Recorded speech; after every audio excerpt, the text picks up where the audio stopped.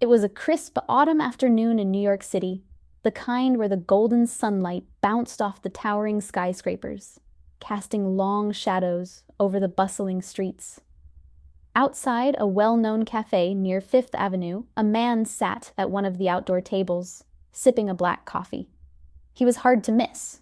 His unmistakable golden hair, confident posture, and signature suit made him instantly recognizable. Donald Trump was enjoying a rare moment of quiet, his mind lost in thought as he gazed at the people passing by. A few feet away, standing near the entrance of the cafe, a man lingered. His clothes were tattered, his shoes worn down to the soles. He held a cardboard sign with shaky hands, the edges frayed from months of use. The sign simply read, "Hungry, anything helps." His name was Jake. Just a year ago, he had a job, an apartment, and dreams. But life had a way of unraveling faster than he could hold it together. A layoff had turned into months of job searching, which had turned into unpaid bills, eviction, and eventually the streets. Now he was just another face in the crowd, ignored by most, pitied by some, but truly seen by none. Jake wasn't the type to beg, but desperation had a way of breaking even the strongest wills. He had gone 2 days without a real meal, and the ache in his stomach was impossible to ignore. As he scanned the crowd for someone who might spare him $1, his eyes landed on Trump. At first, he hesitated. What were the chances that a billionaire would even acknowledge him, let alone help? But hunger made people do things they never thought they would. Taking a deep breath, he crossed the sidewalk, his steps uncertain, his heart pounding in his chest. Standing just a few feet from Trump's table, he cleared his throat and spoke in a voice barely above a whisper. "Sir, can you spare $1?" For a moment, there was silence. Trump slowly looked up, his piercing blue eyes studying Jake from behind his coffee cup. The moment stretched on, and Jake shifted nervously, already regretting his decision. Then Trump set down his coffee, leaned back in his chair, and with a neutral expression, finally spoke. $1, huh?" he said, his tone unreadable. Jake nodded hesitantly, expecting to be dismissed or waved off like so many times before. But instead, Trump gestured to the empty chair across from him. "Sit down, let's talk." Jake's breath caught in his throat. Of all the responses he had imagined, this was not one of them. He glanced around, half expecting someone to tell him this was a joke. But Trump was serious. With a mix of curiosity and disbelief, Jake hesitated, before cautiously lowering himself into the chair across from one of the most famous men in the world. He had no idea that this conversation was about to change his life forever. Jake sat stiffly in the chair across from Donald Trump, feeling completely out of place. The cafe bustled with activity around them, business people on their lunch breaks, tourists snapping photos, waiters moving quickly between tables. But at this moment, it felt like the world had shrunk down to just the two of them. Trump took another sip of his coffee, studying Jake in a way that made him squirm. "So, $1, Trump repeated, tapping a finger on the table. "Tell me something, Jake." "Because I'm guessing that's your name?" Jake hesitated before nodding. "Yeah." "All right, Jake. You asked me for $1, but let's be honest. What's $1 really going to do for you?" Jake blinked, caught off guard. He had asked this question 100 times before, to 100 different people, but no one had ever responded like this. Most either gave him loose change or ignored him altogether. But Trump was actually engaging with him, making him think. Jake swallowed hard. I haven't eaten in a couple days. $1 gets me closer to a meal." Trump leaned forward, elbows on the table, his expression unreadable. "A meal? And then what? Another $1, another meal?" "Let me ask you something, Jake. What did you do before this?" Jake sighed, running a hand through his unkempt hair. "I was in construction. Roofing, mostly. I was good at it, too. Then the company downsized, and just like that, no job, no savings, no backup plan. One thing led to another, and here I am." He laughed bitterly. "Funny, right? Spent my life putting roofs over people's heads, and now I don't even have one." For a moment, Trump didn't say anything. Then he nodded slowly. Not so funny. I've been there. Jake frowned. Been where? Trump sat back, folding his arms.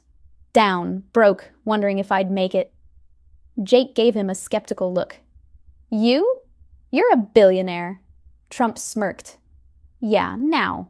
But you ever hear about the early 90s? People thought I was done.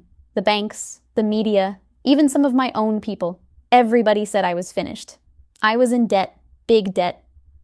More than you can imagine. They wanted to take everything. You know what I did? Jake shook his head. I fought. I refused to quit. And you know why? Trump pointed a finger at him. Because I didn't see myself as a loser. I saw myself as a guy going through a rough patch. There's a difference. Jake exhaled, rubbing his face. That's great for you, but I don't have banks backing me up. I don't have second chances like you did.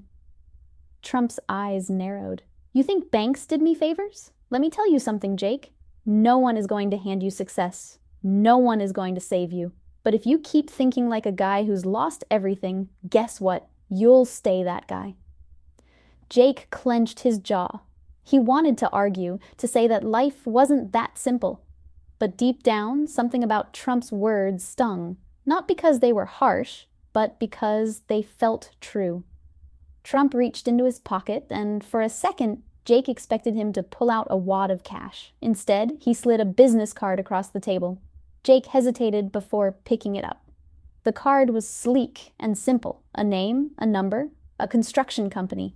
Go there, Trump said.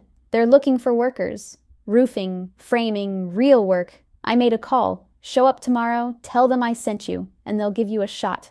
But after that, it's all on you. Jake stared at the card, his fingers gripping the edges tightly. Why are you doing this? He asked, his voice barely above a whisper. Trump's expression softened, just a little. Because someone did it for me once. And because I don't believe in handouts, Jake, I believe in opportunities. The question is, do you? Jake swallowed hard. He had spent months asking for loose change, believing that was all he could hope for. And now, for the first time in a long time, someone was offering him something more than just a meal. Hope. But was he ready to take it? Jake stood outside the construction office, staring at the business card in his hand. His fingers traced over the embossed letters, his mind racing. This was it, a real shot at getting back on his feet.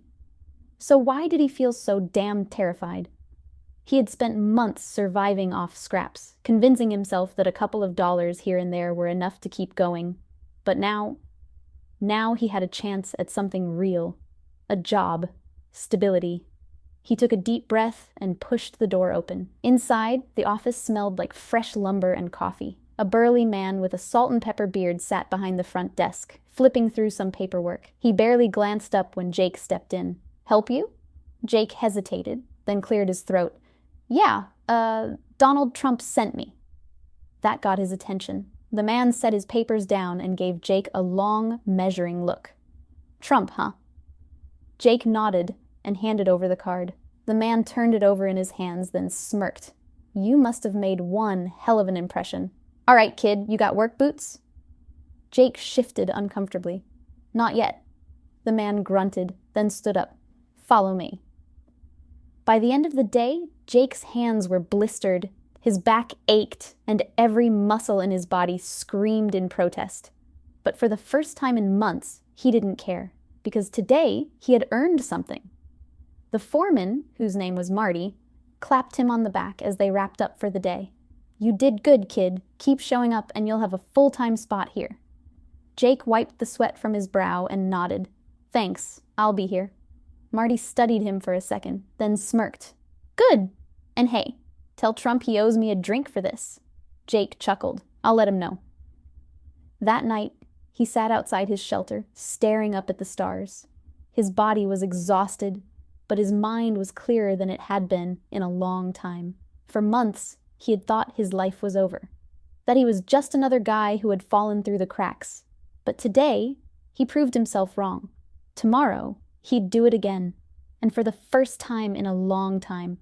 He wasn't just surviving, he was fighting for a future. This just goes to show that a single moment of kindness can change everything. No matter who you are or where you come from, a little compassion can make a world of difference. Donald Trump didn't just give money, he gave hope, a lesson, and an opportunity. And that's something money can't buy. What do you think about his response? Would you have done the same? Let us know in the comments. And if you enjoyed this story, don't forget to like, share, and subscribe. Your support helps us bring more inspiring stories like this to light. Thanks for watching, and we'll see you in the next one.